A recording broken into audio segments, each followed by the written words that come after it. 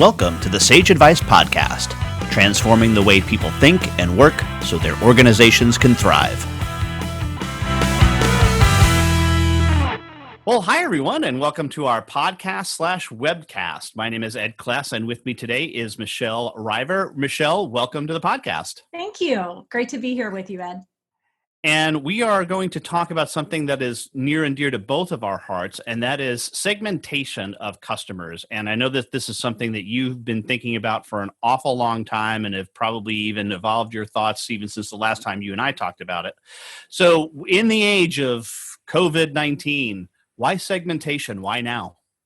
I think segmentation is even more important right now. Of course, there's kind of a natural selection process going on for most businesses in that, some customers are unintentionally selecting out against their own will, businesses that are closing, something like that. But if you at a really high level, we're talking about staying viable and ideally, is there even a way to grow through this? If you don't decline, at least like maintaining level and hopefully growing your business during and after this. There are, if I'm talking about CPA firms, there are CPA firms that are increasing their business right now. Others are projecting 20, 30, 40% decline in revenue. Which is unfortunate. And so if you don't have like a strong business development machine, that you already had a solid pipeline and things growing, you're looking at some attrition. I wouldn't even call it natural attrition. I would call it, devastatingly unfortunate attrition. That certainly is very painful for you if you have relationships with your customers. So, it's not just a matter of reacting out of fear and insulating your business against decline. It's also, how can I maintain a growth strategy while we go through this? And I am in no way, shape, or form talking about taking advantage of anyone or anything like that. But what I am talking about is, look, some firms and companies are having to lay off people. So if you're becoming more lean, you also need to become more selective. And segmentation, right, is all about selectivity. So among the customers who remain, I think, our energy levels are lower, our morale is a little bit lower. And I think we need to be working with the people who lift us up, the people for whom we have an opportunity to make a difference and really help them. So I guess at the highest level, if you lose some customers, they're self-selecting out. Of those who remain, and it's not like a cold-hearted like, oh, they're going to fail, so cut them. I'm not talking about that, but I would definitely be highly aware of who are your at-risk customers, who's at risk quickly of folding and anything like that. If you don't have the product or service available to help elevate them, refer them to someone who does. And if they're high risk and you're going to proceed with doing work for them that you probably won't get paid for, that's probably not a good idea. And you want a strategy on how to communicate with them, how much or what you can do for, quote, free, which I would limit to probably unlimited access phone calls. Actions beyond phone calls, I'm sorry, we have to make an investment to cover that because you have mouths to feed too, either your employees or your own children if you're self-employed. So I think that's why segmentation and why now. And I can, certainly share some more thoughts on what segmentation looks like. Yeah, and let's talk a little bit about that because I think that there's a little bit of a misnomer sometimes in that segmentation and niching are related, but not the same thing. Right, getting into a specific niche market, dry cleaners, Italian restaurants, something like that. That's it's related to segmentation, but segmentation is really taking a look at your current customer base and trying to find commonalities within that, and it differs from niching, right? Yeah, it does. I mean, there's lots of different ways you can slice and dice your customer base. I have an article on my website about it. It's kind of old, but it's evergreen, on how to, rate your clients, your customers. So it gives a pretty rich list of various objective and subjective criteria so that you can actually rank and weight, and accountants love it, like, because it's so accounting-y. And if you have multiple partners, you have every partner rate and what do they think is most important and least important, because no two people agree on what's important. For one, it's the relationship and who they know and how long they've known them, and for another person, it's do they pay on time. So there's not just one right answer. But if you have multiple colleagues to get buy-in, you have to consider everyone's opinion. So the article covers all that in depth as a how-to, and I'll share that link with you if you want to attach it to this. That's kind of separate and aside. So there's lots of ways you can slice and dice. SIC code or NAICS code for industry is a good start. But man, there's a lot of codes, right? And I'm personally, when it comes to industry niche, I really like a concept that I call a niche within a niche. So it's not just like, oh, I'm going to work with contractors. Contractors, good. But even going to next level, subcontractors, okay, that's still pretty big. Within that, HVAC contractors. So who are you going to focus on? And the reason that's really important is because you have only so much emotional, mental, and learning capacity. And if to be like an exceptional provider, you should know that niche within a niche or whatever, inside and out. If you want business to come to you without you having to have a salesperson out there, I mean, you can, salespeople are great, but you will have your phone ringing or text message dinging or whatever if you are just the recognized expert in XYZ. And the only way to be an expert is to know it inside out. You're reading about it every day. You speak the language, etc. So niche within a niche is pretty helpful. I give other examples too. But to insulate yourself, especially in a time like right now, I have a friend who specializes, he has an outsourced accounting business, and he specializes only in restaurants. Right now, he's scrambling. Now, he's the best equipped to help the fledgling restaurant industry because he knows it so well. There's only so much one can do. He still needs to secure his own revenue. So I would suggest that a dual specialization and just the industry piece is maybe also specialize in some non-wholesale grocers. Wholesale grocers are going to be deeply tied revenue-wise to the restaurant industry, and they're struggling too. But non-wholesale grocers, or be tied to both grocers, both wholesale and non-wholesale, so that groceries are doing great right now. Prices are going up. Demand is high. People are cooking more than ever. A lot of the revenue that we poured into eating out, we're pouring into buying our own food, online orders, companies that sell food and other supplies online, great business to be in right now. So be thinking forward about disruption and how whatever, industries that you're in, be thinking about what disrupts that potentially, and build that complementary segment, that complementary niche. So non-industry niches or segmentation would be things like demographics. You can set on geographical segmentation. So say I want to stop working with the downtown businesses and I want to start working with the more rural businesses, or demographics. Be thinking about situations that people are in. I want to help all the people that are now having to school their children at home. Not just teachers, you could focus on teachers, but I want to focus on people or I want to help teachers who are struggling to build their skill set to teach from home, because we might know a few people who need that, not just the parents, but also the teachers. So just thinking about the problems that you solve as a bit, instead of thinking about your services, think about what are the actual emotional and monetary problems that we solve, and who has that problem.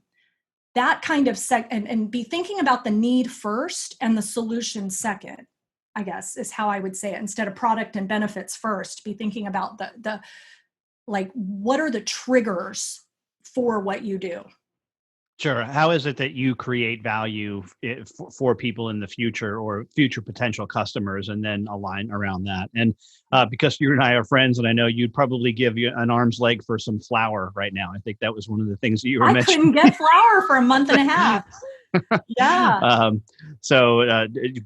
True story. It was interesting that you brought that up. But I think the other thing, Michelle, that I've always taken into account too is, and I think this is where your uh, things like customer satisfaction and loyalty scores come in, is you can cross tabulate not only the rating of what we think of them, but what they think of you.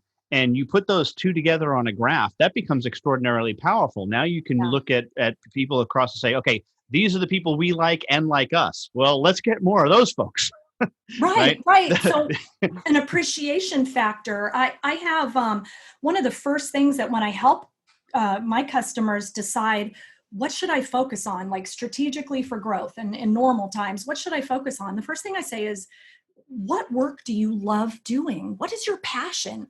And it's not usually a service, right? It's usually a particular, well, it might be solving a particular kind of problem. What do you like to help people get through? What do you like to help them overcome? What do you like to help them accomplish? And so what we get to the core of is, what's the transformation that's occurring for positioning? And who do you like to do it for? And the number one answer is people that really appreciate it. And how do you know people appreciate it? They refer you, they pay you more, they don't balk when you give them a price. And we know that the people who are not appreciated are the people who are just cranking out compliance work and feel like a vendor. A true story. I've been working with a firm, and 99.9% of my customers are amazing. I'm a little bit concerned about one particular one that has, in the recent 2 months, shown some behavior that they view me as a vendor. And I immediately just bristle. I'm just like, nope, nope, nope. That's not my role. We're peers. We're both advisors. We're peers. We're colleagues. And I'm not going to be, thrown in the vendor bucket. Everything I do every single day is to help accountants and business advisors break out of the vendor box. And to have somebody like try and put me in that box, I'm like, no, no, no, no, no. You are not going to treat me like a vendor.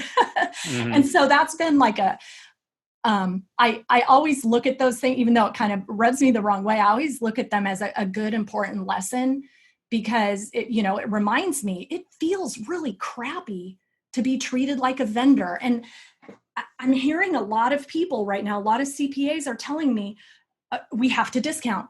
Our customers are coming to us, and I know this is across all the industries. Just read a McKinsey article about it.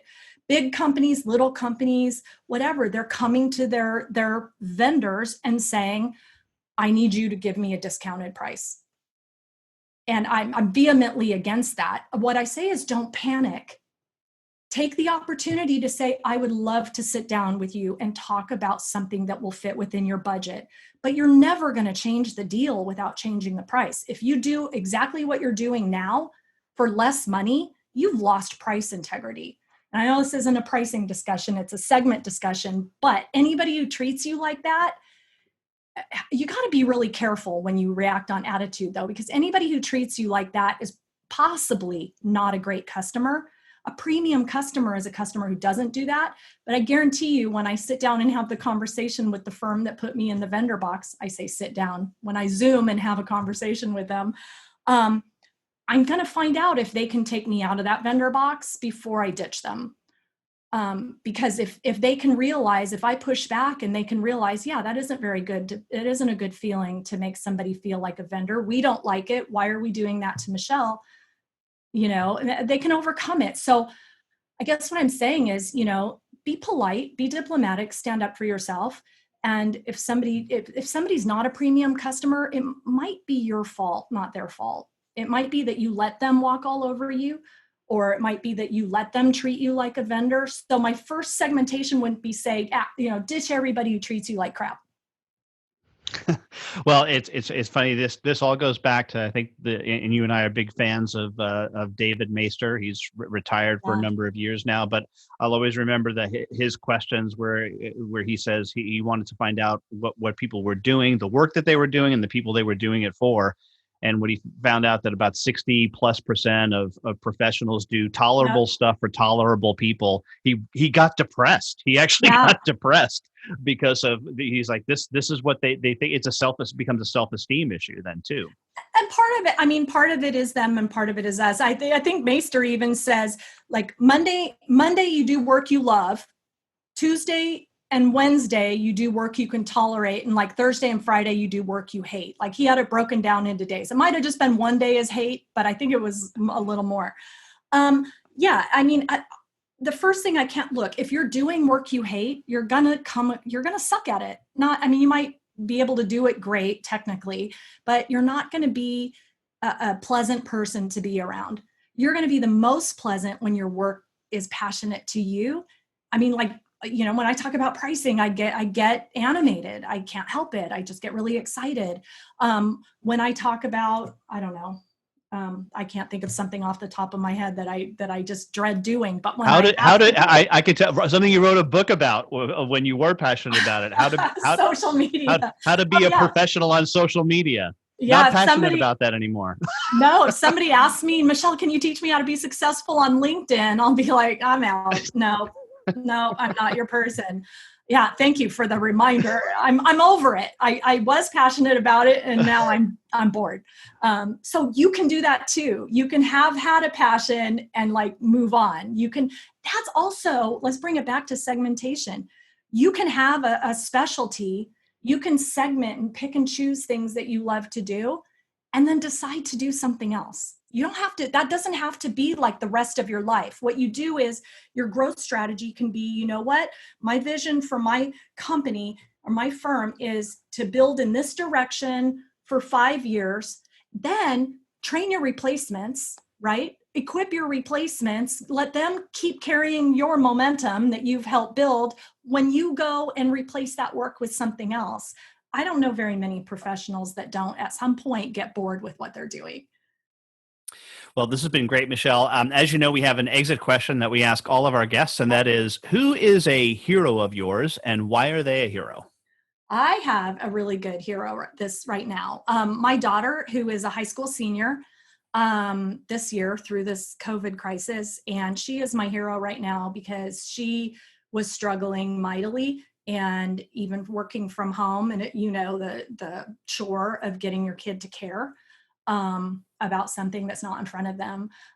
She's overcome it. She's brought all her grades up, and she's completed her every missing assignment, and she had 2 pages worth. So she has really pulled it together, and she is going to graduate with, she doesn't have to take the school's no pass option. She can actually graduate with grades. So I'm really proud of her. She's my hero. Outstanding. And lastly, Michelle, how can somebody contact you? Sure. My email is Michelle with 2 L's at foreadvantage.com. For LLC is my company. Foradvantage.com is my website. And I'd love to hear from people. Michelle, thanks so much for being a guest on the Sage Advice Podcast. Thanks for having me.